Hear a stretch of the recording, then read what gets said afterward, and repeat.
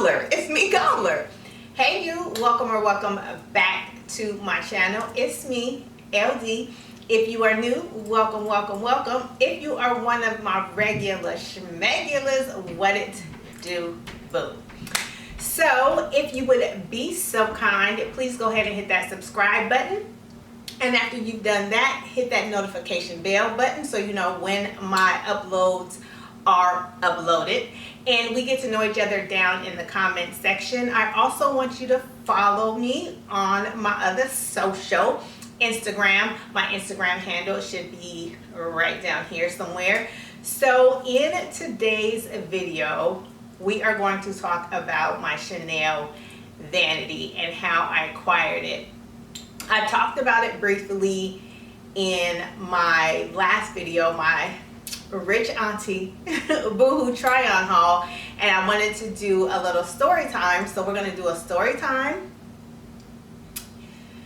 and wine, well actually champagne, prosecco, and story time. And I chose this glass because it kind of matches my little stacked ring that I have here. All right, so let me tell you how I got this wonderful bag. Let's take a sip.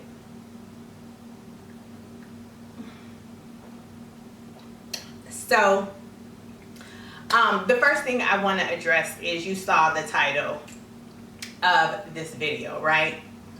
Why buy reps when you can buy restored? And I was watching High Low Lux, one of her most recent videos, and she was talking about replicas versus dupes. And one of the questions that she said was, why when you can buy a dupe? And if you've watched me over the course of time, I did a huge kind of purse haul or purse stash video years, probably almost 2 years ago now. Yeah, because I've been gone a year, maybe even 2.5. Oof. But anyway, I told the truth. I have some reps in my collection that has since dwindled, but I do still have those pieces.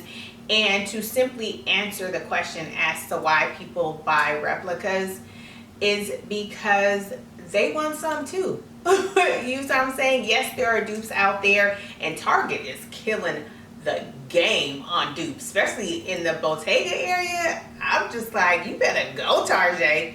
And they're good dupes too, like good quality faux leather. But I just feel like people that really have the finances to afford authentic luxury pieces, telling someone that necessarily can't or chooses not to spend their money that way, that they shouldn't buy replicas, is a little, I don't know, it's just a little elitist, if you will. I mean, because, you know, thanks to the IG, everybody wants a piece, you know, and if they can stump for the gram for a minute, then let them have that. You know what I'm saying? Don't be robbing people's joy. So I don't really have a problem with it. I've moved away from that. You know, thankfully my finances have allowed me to move away from it, but do you, boo? So I am hoping to, before I get into the story time, let me just kind of share with you why I chose to come back. A, because I think I'm super creative. I think I'm super funny. And I think that I have the personality for this, but I would love to be an influencer. And I don't think influencers have to be, you know, early 20s, early 30s, early 40s. They can be late 40s like me. So my goal is to be consistent and share with you my personality, and you all help me grow. Tell a friend. And my goal is to, by my 50th birthday, hopefully be an influencer. And one of the things that influencers have is sponsorships. So I'm going to always lead into every video until I get a sponsorship with what this particular video or a particular video, what it is sponsored by. And so today we celebrate And this video is sponsored by the justice system down to Minneapolis, Minnesota. Cheers to the 12. And the prosecuting team for doing all the things that needed to be did. Y'all got one more coming up, so I'm gonna need you all to, keep this ball rolling. Let's do all the things. Let's set an example, okay? All right, so story time, how I got my Chanel Vanity. So I find myself at my cobbler to get, fix my little hair, to get a pair of heels that were too high, taken down, and to get the heel on it. And a cobbler is just like the cleaners. If you bring your stuff there and after a certain amount of time, if you don't come and pick it up, then all bets are off. This no longer belongs to you. And in the case was my Chanel Vanity. I was like, the gods, the luxury gods, the Chanel goddesses had shined down their light, and there it was sitting for me. So I gathered my cool, because as I shared with you in my video, that after I had seen Jaranika Mycia with it, I was like, I want this bag. And I couldn't find one that was of good quality that I wanted to spend the money on. Like, I had a budget, and I was like, okay, this style of the Chanel Vanity, I got 25, maybe 3K, and that's it. Because now that Chanel has gone up, so has the pre-loved market. So I was like, nah, I just ain't, So I was like, okay, well, maybe I'm just not gonna get it. So I walked into the cobbler. It's in the case of some other items that he was selling, and there it was. So here she is in all of her splendor. Look at her. She's gorgeous. So I say to the cobbler, hey, cobbler, it's me, Cobb. Look, that's a Cobb. My ex-husband calls me cobbler. I was like, hey, cobbler, it's me, cobbler. Is this baby for sale? And he was like, you know what, cobbler? Yes, it is. And I was like, how much is it? And he tells me, and I'm like, come on, son. Come on. What's wrong with it? And is this thing even real? And we had a really interesting conversation. So he tells me that this is an authentic bag, but he had to do a lot of restoration for it. And he even provided me with a dust bag. I have the chain, and it has all of the hardware, attached to it that goes with it, so you can crossbody it. He even provided me with a receipt. I hope you can see it. So it's got the paperwork in it that says, hopefully you can see, it says channel on it, and where he got it from.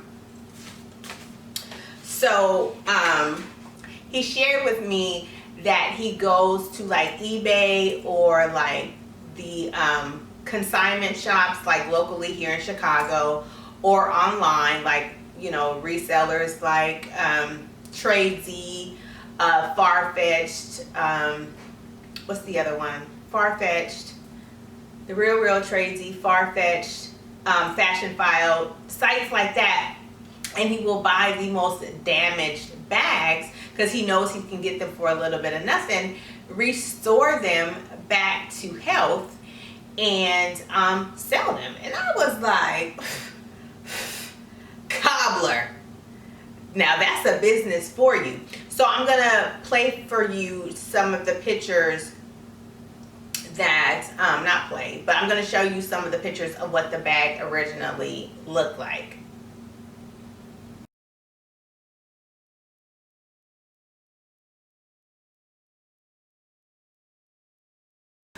And there is an authenticity card in here, I believe.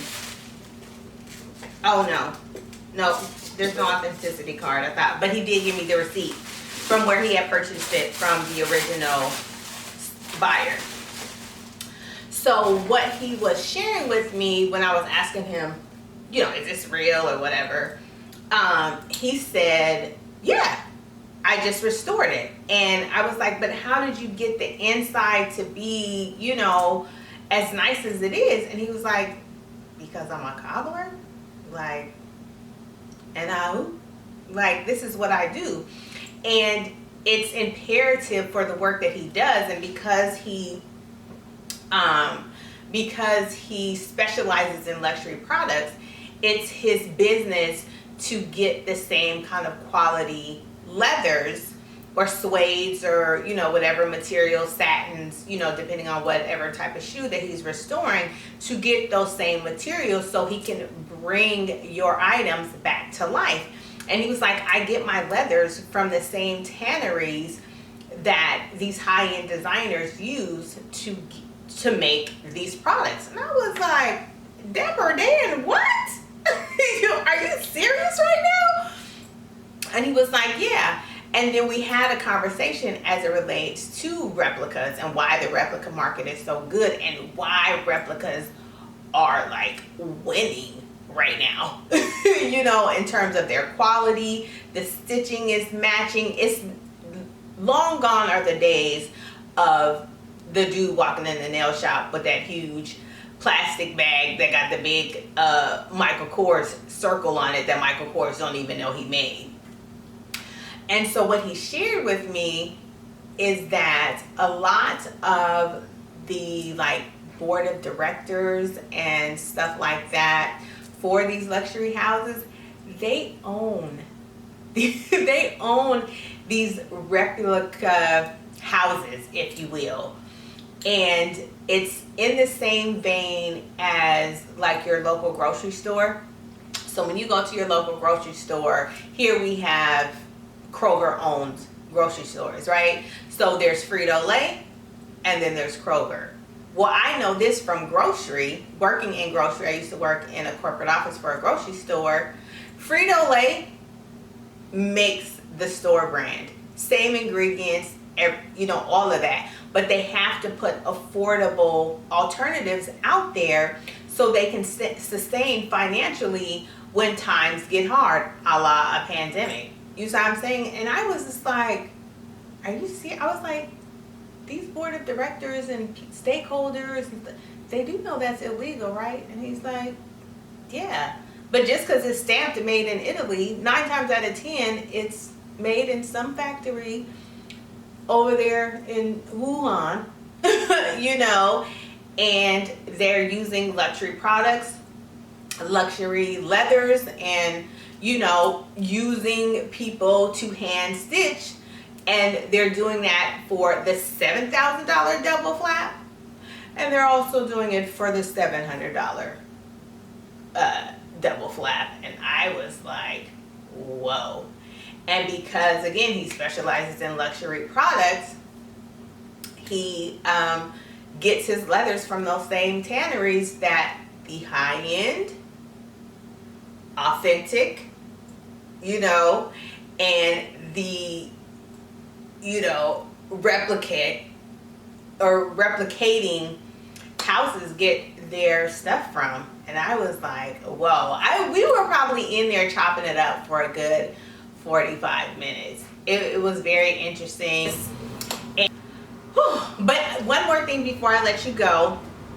He shared with me that a lot of cobblers do this, or even tailors do this kind of restoration work on luxury products. So go to your local like Neiman Marcus or your local Nordstrom or Saks or whoever and ask them who they work with, for example, to get like the soles of your red bottoms padded, or if you were to scuff,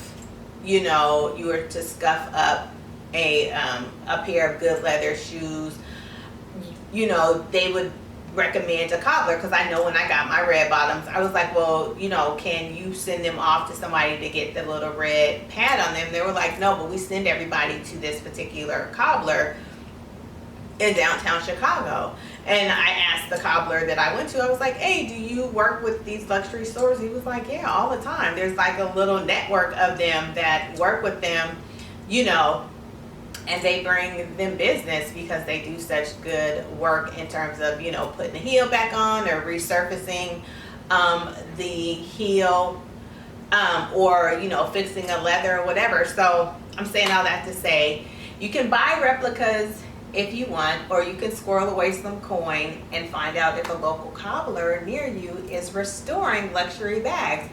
And they're still luxury. They have the authenticity paperwork, hopefully. And you're getting a pre-loved product that's got some zhuzh on it. And now you can stump for the gram too. All right, well, I want to thank you so much for hanging out with me today. We want to thank our sponsor, the Minneapolis Justice Department, for doing all the things that needed to get done. And always remember to pack light, because bag lady, bag man, you and me too are gonna hurt our backs dragging all them bags like that. Go forth with your restored luxury bag and slay. I'll see you next time. Bye. We on our War You Fam shit, you heard? Thank you, come again. Gang, gang, gang. Shitting me?